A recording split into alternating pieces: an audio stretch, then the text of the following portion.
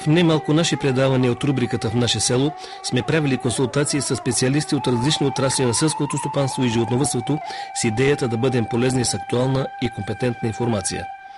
Зимата е мъртъв сезон за вегетацията на овощните видове и за лозята, но дали е така наистина, поискахме да чуем от нашия консултант за лозята Красю Бошкилов.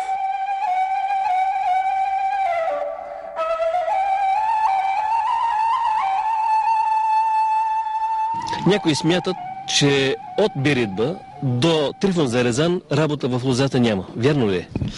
Преди всичко, добър ден на всички зрители на канал Пирин, който е към националната телевизия. И искам да поздравя всички телевизионни зрители да бъдат живи и здрави и много успехи в личния и обществения живот.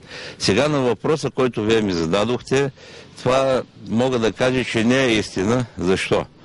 Лозото, след като се обере, той има много грижи през зимния период. Като първата грижа, която се прави след брането на грозото, това е окопаването на лозото или орането, като се извършва есенната дълбока оран. Може да ви кажа едно сравнение. Лозе, което не се изоре, постепенно с месец-два става плътно, като някоя плоча, която е от цемент, и когато вали дъжд, самата влага, която пада дъжда, се отича и не се поема от самото лозе. А когато то е изорано и дъжда е хубав, всичко остава в самата почва. Значи това подобрява фактически и запасяването на влагата през целия зимен период, защото са необходими около 700 литра на квадратен метър през 700-800 литра през целия вегетационен период. А зимата става най-голямото снабдяване с водата. Ако ние не сме направили тази обработка в орането, фактически ние няма да имаме предпоставка после за по-високи качествени добиви. Така че това е първото, което се прави, най-малко. Второто, ние с обработката на почвата внасяме нужния кислород, подобрява се самата почва, изобщо подобряват се качествата и аерацията на самата почва. И това довежда, след като се извършва това нещо, довежда до заложени по-добри добиви през следващата година.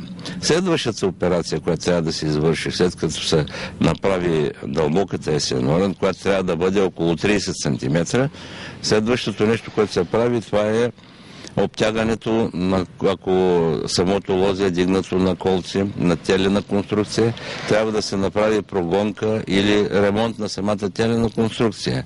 Не може да се остави през пролета, след като казват някои хора, че след Трифон Зарезан трябва да се влиза, не може тогава да се извършат абсолютно всичките работи. Затова ние трябва постепенно, още след като сме изорали и след като сме направили лозето, трябва да почнем да правиме всичките тия обработки в лозето, за да може пролета да всичко готово, да остане само резидбата. След като се опънат теловете, някъде където има паднали колци, също трябва да се дигнат, да се направят. И трябва другото нещо важно, което е, тук има една грешна представа в нашия регион, че резидбата на лозята трябва да почне след Трифон Зарезан или след март месец, когато става напукването на самите пъпки. Това е за нас, производителите, които сме сега от по-младото поколение, от няколко години, от 10 години насам, грешна представа, защото ние трябва да почнем резидата да извършваме някъде след 15 дена след падането на листята, когато лозата настъпи в покой. Значи, ако резидвата се извърши по-рано, още когато не са паднали листята, тогава хранителните елементи падат заедно с самата пръчка и с листята.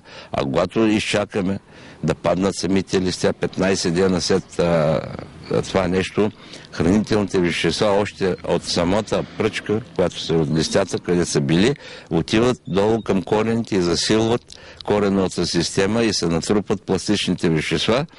И това ще осигури след това през пролетта по-силен и буен растеж, по-рано развитие на самата лоза и оттам и по-добри и качествени добиви. Значи след като почнем ние 15 дена след падането на листята да извършим резидбата. Като месец, нека да го уточним. Значи, този е сезон декември месец. Може ли да се кори, да се режат лозята? Да, може. Значи температурата не трябва да пада под минус 5 градуса. Даже се препоръчва да бъде положителна температура, защото ето и сега виждате месец декември, но са положителни температурите. Защото ако са отрицателни температурите под минус 5 градуса, тогава като режеш, там се пука самото дърво, самата пръчка и горната пъпка тогава вече боледува и няма да имаме от нея никакъв добив. И затова се извършва резидбата в положителна температура главно. Какво да ви кажа? Значи през този месец, декември месец, се извършват резидбата на тези сортове, които са студоустойчиви. Например, Каберне Совиньон, Аркацители и други, има и други сортове и от мерлото, които издържат много на по-ниските температури и това време, когато може и позволява да се влезе в самото лозе, трябва да се влезе, за да се напредва напред, защото доказано от практичните опити, че лозя, които се режат декември месец и януари месец, фактически те стават и се развиват най-бързо с 10 до 15 дена по-рано. А не е все едно да го береш после лозото 10 или 15 дена по-рано, когато почват есенните слани или дъждове да си дръпнат с 2 седмици напред да береш лозото. Има огромно значение това за икономиката на самата фирма. Подхранването на лозята е едно от, може да кажем, много важните мероприятия. Сега, през зимния период става подхранването с бавно усвоимите тора. Например, един от тях е калиевия тор, другия е суперфосфата. Тези торове трябва да се слагат в почвата и да се зариват, като сега най-новото и последно учение, което е, че тези торове, бавно усвоимите, трябва да се слагат със специална машина, която като бутуш на дълбочина около 30-40 см и дълбочина и на 50 см от самото растение. От корена на растението. Корена, за да може веднага да се усвои. Иначе, ако не се слага на тази дълбочина, той е бавно усвоим и постепенно спада с години. И някой си мисли, че като нахвърлят отгоре тези торове, веднага те ще седат до корените, а това става с години. Така че най-добре е за предпочитане, който няма условия да го обработва с трактори, просто ще изкопават такива ровове на дълбочина поне най-малко 23 см, да слагат тора и пак да го зариват. Не трябва да се... Има една много лоша практика при нас, че торовете се разхвърлят и се чакат цяла зима без да се зариват. А това е много погрешна тактика, защото то се изпарява. И фактически си хвърляш не само тора, и парите, деца вика, на вятъра. Така че най-важното условие е това да се зарива торта. Извършването на тази тор и слагането на нея се прави обикновено до месец февруари. Значи и се усвоява около 6 месеца тази тор.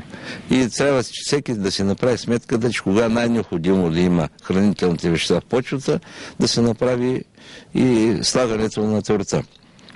Обикновено сега най-последното и модерното е да се слагат комбиниране тор НПК, т.е. азот, фосфор, калий. Тройната комбинация с остатъчните микроелементи, които са бор и другите магнези, цинки и другите вещества, което е отлично за самите растения.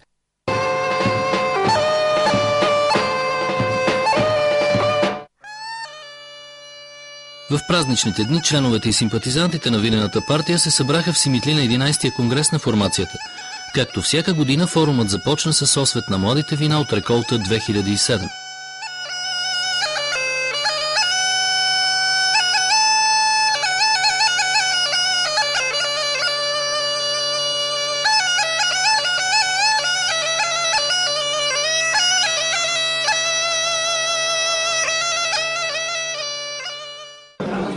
Господин Олейски, това е 11-ти конгрес на партията. Каква е равносметката за изминалата 2007 година за винарите от винената партия?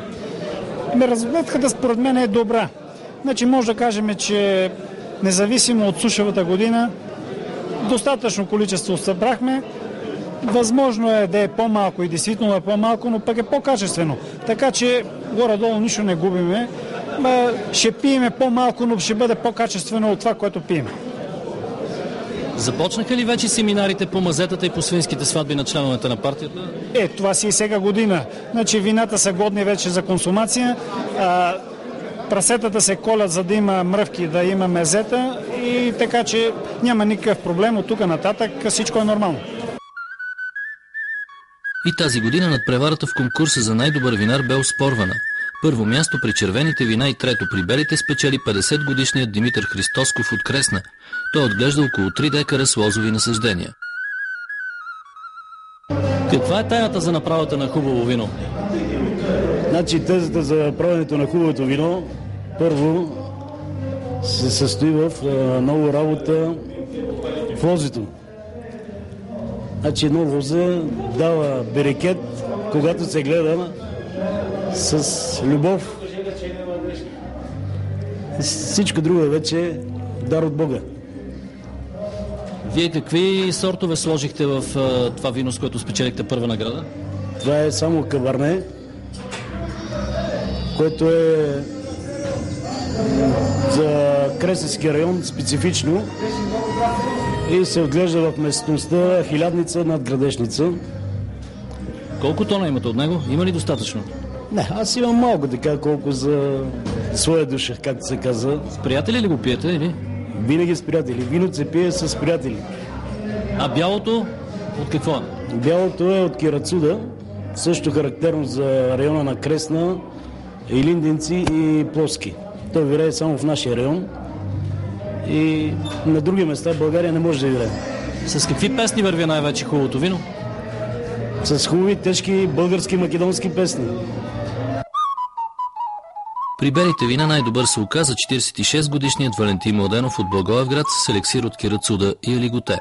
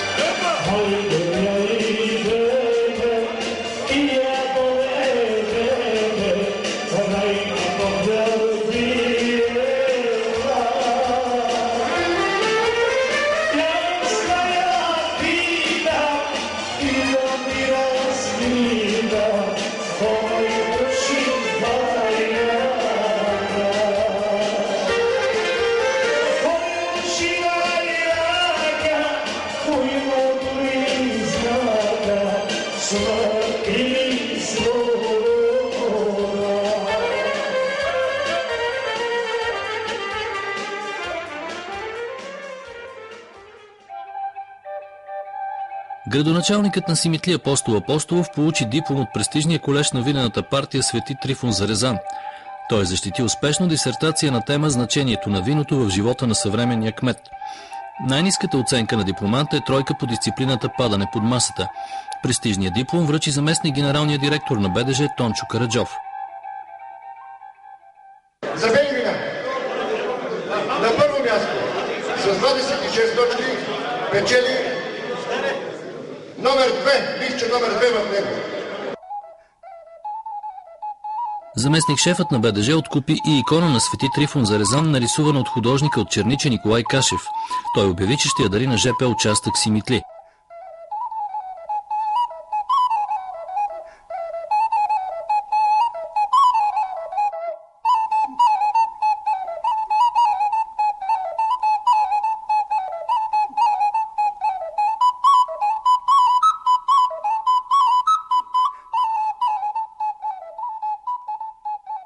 За 11-я конгрес участниците във форума получиха и по бутилка вино Маврут, предоставено от Винпром Асеновград.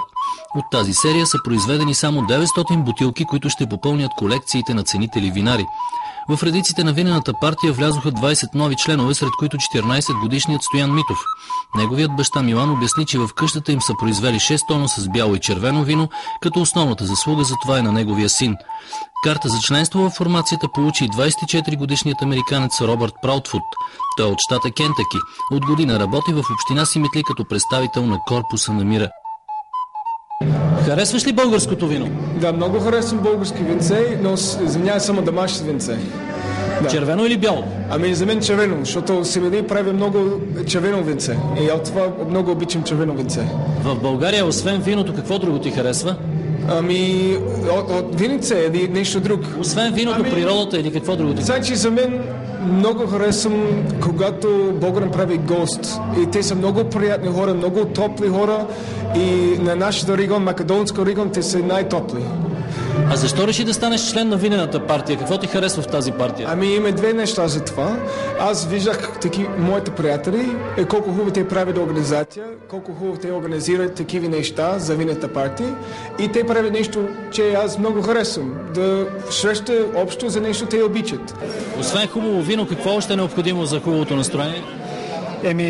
Хубаво вино, значи трябва да има приятелски кръг при всички положения, трябва да има хубаво мезе, за да така приказката да върви, чашката да върви и доброто настроение от това идва най-малко. Колко са вече членовете на партията? Членовете на партията са над 500. Само на този празник днес на 11-я конгрес 20 човека ще приемем, 2 жени от тях.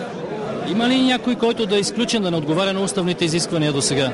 До сега такова нещо няма при нас. Не сме като другите партии да има отлюспвания, да има примерно напуснали и така нататък. При нас, който дойде, вижда приятелския кръг, доброто настроение, хубавата приказка и в крайна сметка всички са заразени и остават при нас.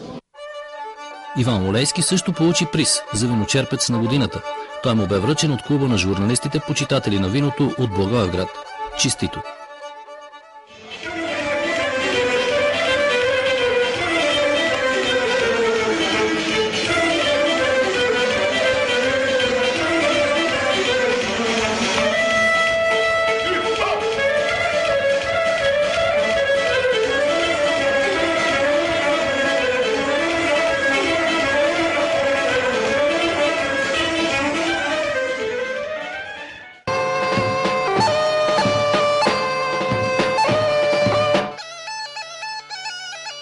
Много наши редовни зрители се интересуват от един много важен момент от винопроизводството – отточването на виното от съдовете за ферментация. Някои застъпват тезата, че виното е по-добре да си остане заедно с джибрата в бъчвата, други са категорични, че виното трябва да се отдели. Предлагаме ви едно професионално и аргументирано мнение по този въпрос. Основна грешка, която се допуска от нашите домашни винопроизводители, подчертавам, говорим за домашно винопроизводство, не за професионално, е това, че прекаляват някой път с захарта. Значи трябва точно ясно да се знае, че над 25 захарни градуса, когато е маста или грозето, ферментация самостоятелна трудно може да протече. Или ако тръгне тази ферментация, то тя няма Не е качествена. Не, тя няма да завърши. Винаги ще има един голям процент остатъчна захарност, виното ще сладнее и е предразположено към скисване. Така че моят съвет към домашните винопроизводители е да внимават с захарните градуси. Не повече от 23, максимум 24 захарни градуса. Други основен проблем, който се сблъсква, това е температурата. Значи някой казват, слагам го под стрехата, слагам го на терасата и така нататък. Значи ферментация под 15-16 градуса температурни на маста трудно протича. Тя просто спира и от тук натам трябва да чакаме пролет и ако сме късметли, нали, в домашно не е вкиснало вече. Да, виното, ако не е вкиснало, тя ще довърши, но въпреки това има процент, част от алкохола се превръща в оцетна киселина, т.е. има процент скисване в виното, което е гаранция, че виното няма да стане успешно. Другия голям проблем, с който се сблъскват домашните винопроизводители, това е, че остават виното в майката, така нареченото майката, до домашни условия говорим. В джибрата. В джибрата, да. Значи, това е, според мен, строго грешна представа за направата на качествено вино. Значи, първо в тези чепки, които говорим, те са, знаеме, всички са зелени, там преобладава голям процент, да не кажа, че огромен процент зелени танини, които предават на виното един такъв груб, горчив, крайно степчив вкус, дразни стомаха, някои язваджи се оплакват, пие на една чашка, сдареме стомаха и така нататък. Именно оттам идва този проблем, защото тези зелени танини са крайно неприятни, както вкусово, така и вкусово и органолептично. Така че моят съвет е към тези винопроизводители, нека желателно е тази чепка да бъде отделена още по време на мачкане на гроздето, т.е. да ферментира само самото зърно. Ако не могат да го направят това нещо, то поне нека ферментира маста с зелената чепка, но след като приключи бурната ферментация, изобщо нека и тихата ферментация, виното да бъде отделено от майката. Тоест въпросът, който вие ми задавахте, да бъде притакано. И въпросът е кога да започне това отделяне? Значи единственият случай, когато трябва да бъде започнато това отделяне, е когато приключи ферментацията. Значи най-елементарният пример, ние тук при наши условия го следим лабораторно, но в домашни условия става последния начин. Взимат се едно захаромерче от пазара, което струва левче или лев и 20, не съм сигурен точно колко. Мерят, когато захарният градус на маста, нали, от 23-4, нали, спадне на 0, значи това е и след като падне на 0, нека изчакат още 2-3 дена, нека да е 4 дена, за по-сигурно, нали? И чак тогава, когато сме сигурни, че захарта е трансформирана в алкохол, т.е. вече няма ферментация в самата мъст, тогава да започне първото отделяне, първото оттакане на виното от майката. След като се отточи виното от майката, желателно е, нали, то да бъде сулфатирано, защото при поемането на повече въздух виното се окислява, придобива от така наречените керамидени оттенъци. Т.е. това е гаранция, че виното е окислено. Значи при едно сулфатиране, най-просто казано с серниста киселина, нали, тя предпазва, няма нищо страшно в това нещо, тя предпазва виното от прекомерно допир с въздух. Значи то, по принцип, младите вина имат виолетови оттенъци, виолетов окраска. Когато то се окисли, придобива вид на старо вино. Тоест, непрекъснато, когато ходим на дегустации на домашни вина, се сблъсквам с този дефект. Това е за мен дефект на виното, т.е. окислено вино. Прекален достъп на виното с кислород и от тук натам неговото окисление, като едно окисление води до промяна в вкусови качества, в цвят, изобщо виното става дефектно за мен. Това беше много поучително. Лично вие смятате ли, че нашите вина могат да достигнат така качествата на толкова прехвалените италиански, френски, чилийски, австралийски вина? Може, разбира се. Значи географското ни положение е такова, че можем да го постигнем това нещо, стига да спазваме някои основни технологични процедури. Значи топлата вода е открита, колелото е открито, няма ние какво да откриваме. Просто трябва да бъдем по-взискателни по време на отглеждането на гроздето, на лозето, след това по време на неговото прибиране, по време на ферментациите, отлежаване и така нататък. Когато нещата са прецизни, вината се получават прекрасни и напълно спокойно може да кажем, че може да конкурираме и чилийските, австралийските, италианските, испанските, южните вина, южният тип вина. Но това опери до прецизен избор на сортовете. Да. В края на краища с една широка мелнишка не можем да ги биеме, защото все пак тя е сорт, който задоволяваше руския пазар едно време. Руския пазар, той в момента задоволява и българския пазар, въпреки че трябва да ви кажа, че лично моето мнение е, че от широката мелнишка се получава много хубаво гъсто вино, но тогава, когато още на лозето е гледано както трябва. Значи, на времето аз мога да спомена отличен опит. Дядо ми има, дори още съществува лоза, той е на 82 години, казва, аз не знам кога е садено. Това е стара мелнишка лоза. Стара, широката мелнишка, която се гледа чешковидно. Тоест, не на конструкция, на гижа, както му викаме по нашия район, на гижа.